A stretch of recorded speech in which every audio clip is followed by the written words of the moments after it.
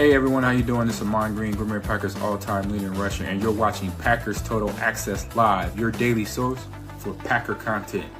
Go Pack, go!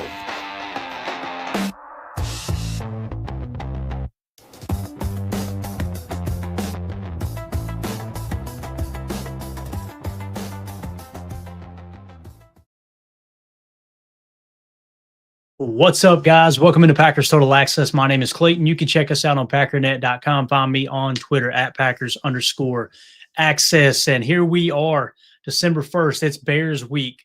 We're ready for this Packers-Bears rivalry to be rekindled. And boy, oh boy, could it not be in a better situation? You've got the Bears leading the NFC North, the Packers right on their heels. You have a mouthy head coach for the Chicago Bears. You've got a very eccentric, very outgoing, very look-at-me, flashy quarterback in Caleb Williams. On the other side, you have a Matt LaFleur who doesn't like to talk to the media, doesn't like to put headlines out there. You've never heard him disrespect any other coach. It just kind of keeps it even keel, keeps everything close to the vest. You've got Jordan Love, who is a silent assassin. This dude never talks crap, never is flashy, never tries to draw attention to himself. If anything, it's always about doing community service and obviously, raising money for local law enforcement in Green Bay and awareness and this and that stuff he's doing in Bakersfield, I believe it is, California, back home, the area where he's from, trying to get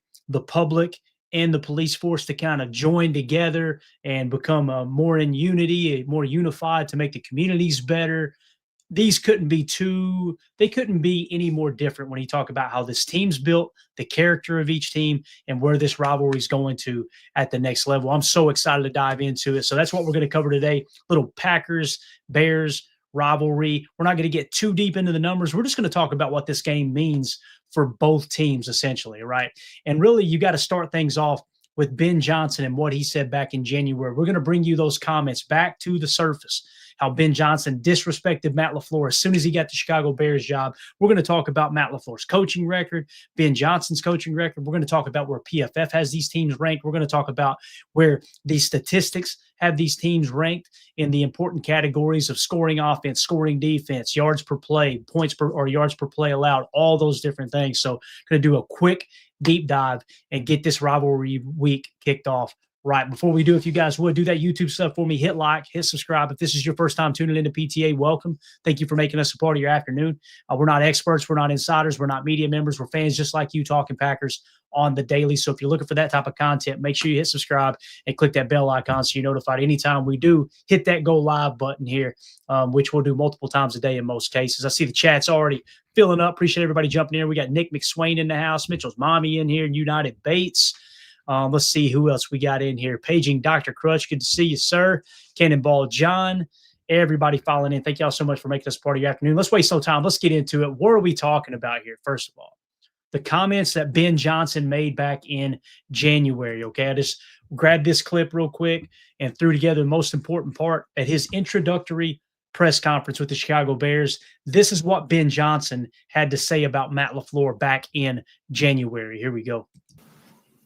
Dan Campbell, Kevin O'Connell, you're talking about two guys that are up for Coach of the Year awards as the season ends here. And to be quite frank with you, I kind of enjoyed beating Matt LaFleur twice a year.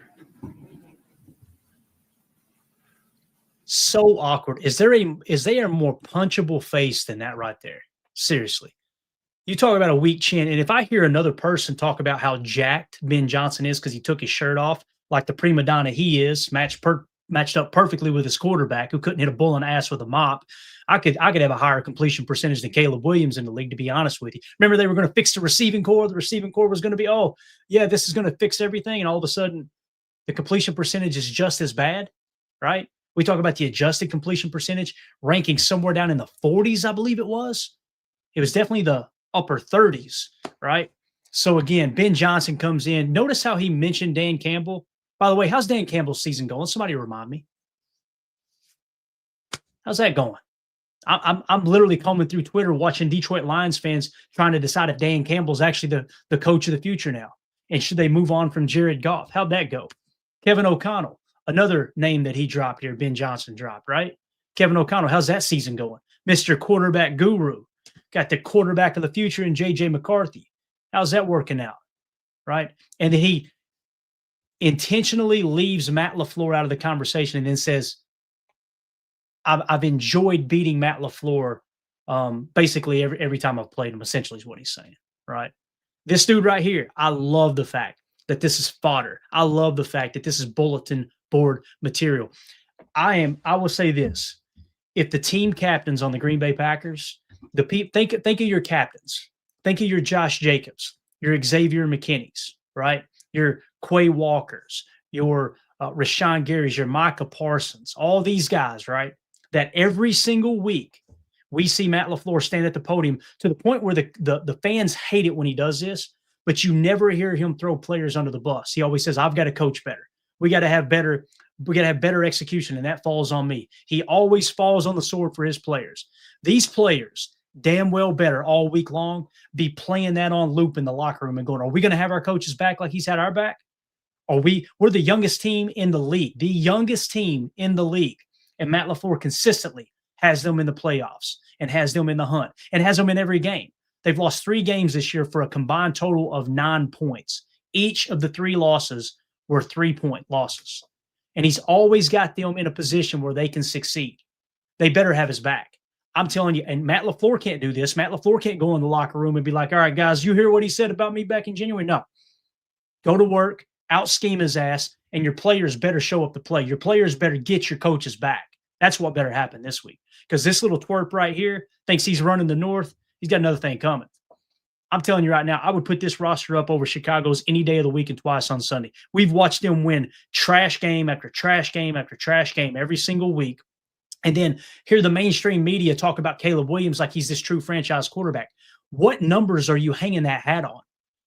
If they don't rip that ball out of Jalen Hurts' hand last week, what ends up happening to that game, right? They are lucking up on taking the ball away. And listen, there's skill involved there, don't get me wrong. And I've tipped my cap to them all the way through the season at this point, going, they're figuring out ways to win games. They're figuring out ways to win games. And the reality is Ben Johnson is a good head coach. He's looking like he's going to be a very good head coach. But those comments right there, hopefully this team puts them in their place. I want to give a shout out to Wendell Ferreira over on X. You guys can follow him at Wendell, WENDELLFP. Okay, give him a follow over on X. He wrote an awesome article. I think it was earlier today, or maybe it was last night. Actually, it was this morning at 7 a.m. So make sure you guys go give this a click and go give this a view. Matt LaFleur has a golden opportunity to finally answer Bears head coach Ben Johnson after his disrespectful message. Let's dive into it here real quick. We'll try to give you the gist of this article. The Green Bay Packers have won their 3 divisional games this season, which included sweeping the Detroit Lions for the first time since 2020. But now things are getting more and more interesting as the Packers face the Chicago Bears twice over the next 3 weeks. Even though the Packers have won 10 of their last 11 games against the Chicago Bears, I repeat, we've won 10 of our last 11 games against the Chicago Bears. And the one Bears win came in a meaningless Week 18 game last season with Malik Willis playing the majority of the matchup. These 2 NFL games will certainly feel different. Under new head coach Ben Johnson, the Bears have been much more competent, and that's why they are fighting for the division. Moving along here, but everything started with a shot at Matt LaFleur. Right after being hired, Johnson sent a not-so-subtle jab at the Packers head coach. Quote, I'm going to be quite frank with you, Johnson said back in January. I kind of enjoyed beating Matt LaFleur twice a year. That was a reference to the Lions sweeping the Packers last year when Johnson was their offensive coordinator.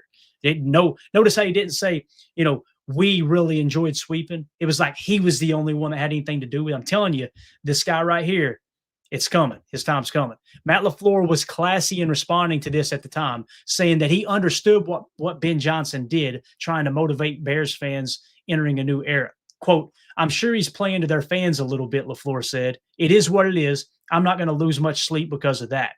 Later, Matt LaFleur said he doesn't know Johnson very well, which made the jab feel a little over the top. So some people were like, oh, well, they're probably friends. They've probably been coaching together and this and no. Matt LaFleur don't even know who the hell he is. They don't, other than he knows he's a coach. That's it. So the fact that Ben Johnson took that jab makes it even weirder, which explains his antics, how he acts all kind of creepy anyway in the pressers. Quote, I don't know Ben Johnson. Do I have beef? I don't know Ben Johnson. I respect him as a football coach. He did a nice job, LaFleur said. It's not tight. It's not tight. I'm not tight. I thought it was interesting. I thought the press conference was interesting, but I don't have beef with them. On Sunday, the Packers and the Bears will face off for the first time this season. Later, the teams get back to playing against each other on a Saturday in Week 16, and those two games will be huge for the outcome of the NFC North. That's enough to motivate LaFleur and the Packers, but the extra bulletin board material may help to add some fuel to the fire in a big week. So again, shout out to Wendell Ferreira. Great article there. Make sure you guys go give him a follow on X and give that link a click there as well. All right. So again, why does Ben Johnson all of a sudden think he has the right to talk crap to Matt LaFleur, right? And look at this, guys. We're going to go back to it every time, right? Look where Matt LaFleur ranks all time here in winning percentage amongst head coaches in the history of the National Football League. Guy Chamberlain won at 784. John Madden, number 2 at 759. Vince Lombardi, number 3 at 738. George Allen, 712. He's in the 4 spot. Nick Sirianni, 700. He's in the 5 spot. Tommy Hewitt, 694. He's in the 6 spot. Blanton Collier, 691.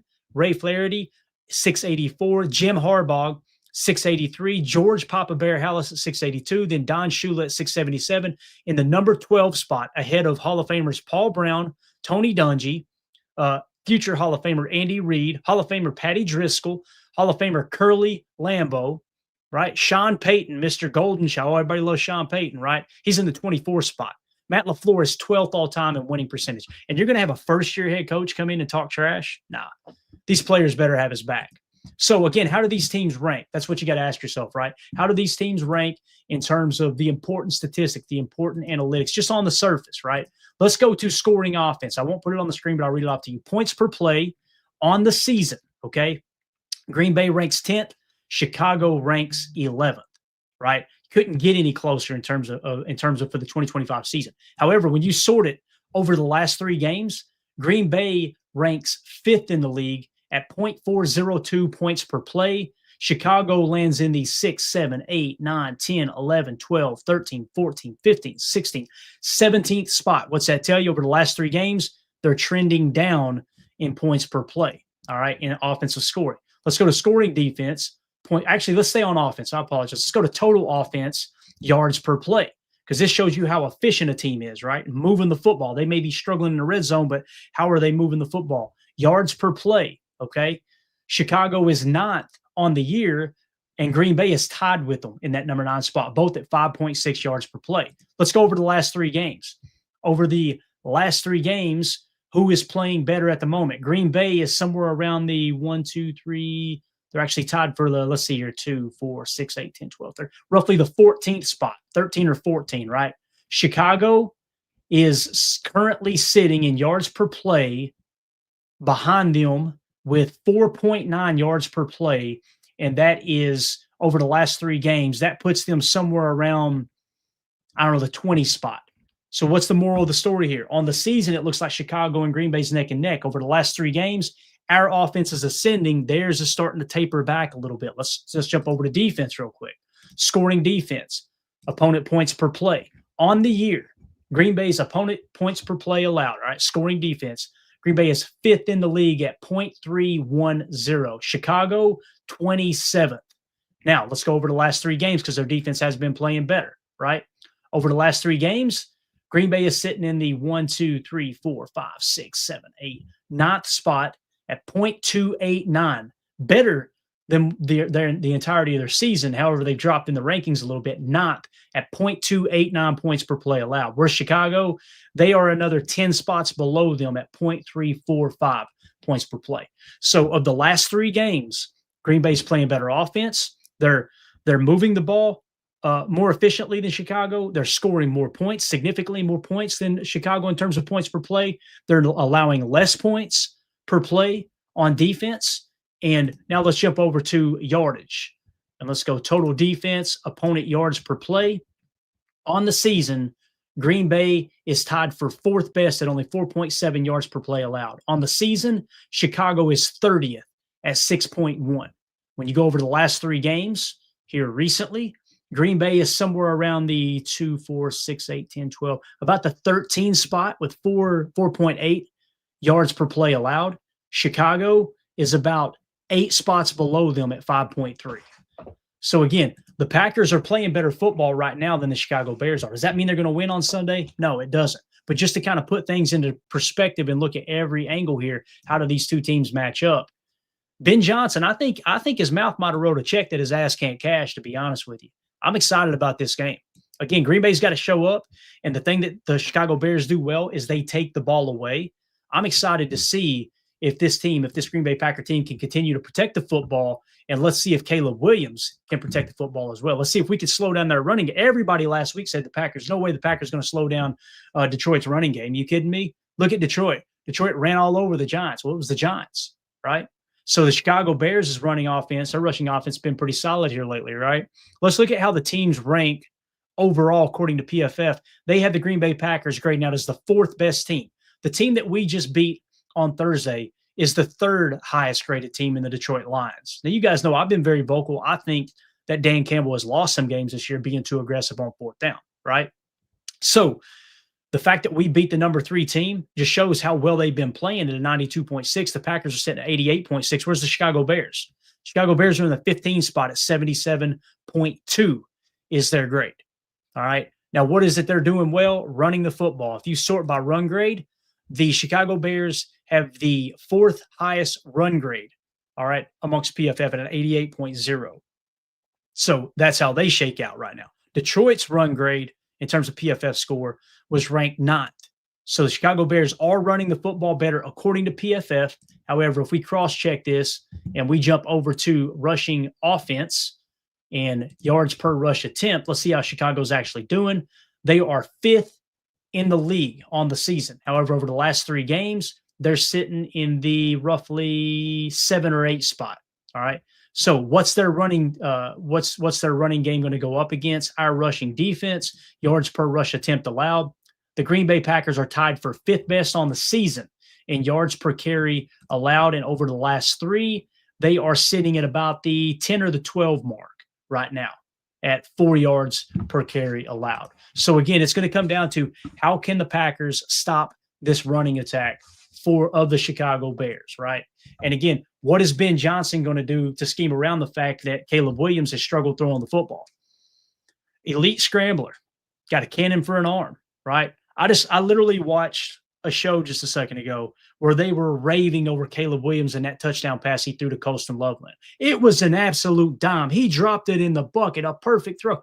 Boys, do we need to pull up the stats from that game? You literally showed one play from that game and didn't dive into anything else he did as a quarterback. I love the fact that they're overhyping him. Keep overhyping him. And the reality is that the Packers lose to the Bears on Sunday, it doesn't mean it's the end of the season for the Packers. We play them again in 2 more weeks, but I'm going to tell you this. It's going to tell me a lot about this Green Bay Packers team, whether or not they have Matt LaFleur's back. Because again, all year long, anytime something goes wrong, he takes the blame. He falls on the sword, right? And then you've got Ben Johnson calling him out in the media.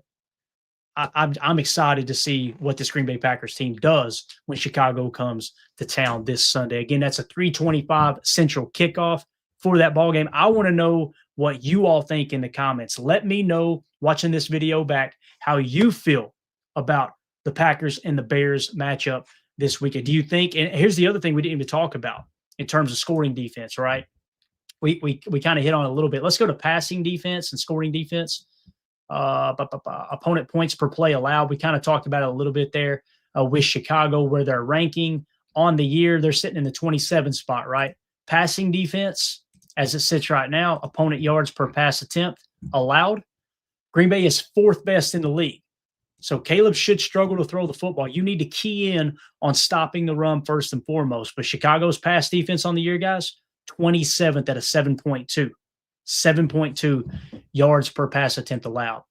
Let Jordan Love cook. Let's go out there and wing that thing around a yard. This is the big question, right? Solder, is Jaden Reed going to be back? I hope so. I feel like this is what they were extra cautious in bringing him back on Thanksgiving. I think they honestly looked up at that Thanksgiving game and said, you know what? I think we're okay. I like the way we match up against Detroit. And they were right. So what if they were holding him out to get him back for the Chicago matchup? It's going to be, I'm telling you, it's going to be must-see TV. I think they're two really good football teams. You've got one that's scrappy and takes the ball away, and they're figuring out how to win games they shouldn't be winning. And the other one, you've got a team that's maybe lost a couple games they should have won, but albeit by 3 points. So I think you're going to get a clash here. NFC North, that crowd is going to be hopping. It's going to be rowdy.